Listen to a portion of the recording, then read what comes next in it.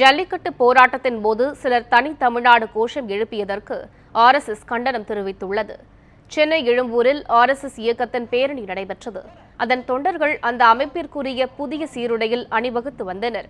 இந்நிகழ்ச்சியில் பேசிய ஆர்எஸ்எஸ் அமைப்பின் மாநில ஒருங்கிணைப்பாளர் ரவிக்குமார், ஜல்லிக்கட்டு போராட்டத்தின் போது சிலர் தனி தமிழ்நாடு கோஷம் எழுப்பியதற்கு கண்டனம் தெரிவித்தார். மேலும் தமிழக மக்கள் எப்போதும் தேசப்பற்று மிக்கவர்கள் என்றும் ரவிக்குமார் கூறினார். சென்னை மையமாச்சு தமிழகம் முழுக்கவும் ஜல்லிக்கட்டு மையமாக மிகப்பெரிய ஒரு மாணவர் எழுச்சி ஏற்பட்டது. வரவேற்கத்தக்க விஷயம்.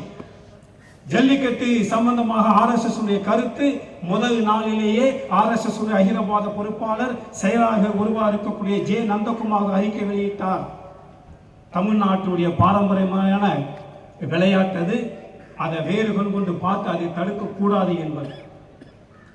அதற்கு அடுத்த நாளே வீரத்துறவி ராமகோபாலன் அவர்கள் இந்து முன்னணியுடைய பொறுப்பாளர் அறிக்கை வெளியிட்டார். ஜல்லிக்கட்டு தேவை என்று கூடவே ஒரு விஷயத்தையும் அவர் சேர்த்து சொன்னார். அப்பயே சொன்னார், கவனமா இருக்கணும், இதுல தேச விரோத சக்திகள், சமூக விரோத சக்திகள் ஊடுருவி இருக்காங்க, ஜாக்கிரதையா இருக்கணும்னு சொல்லி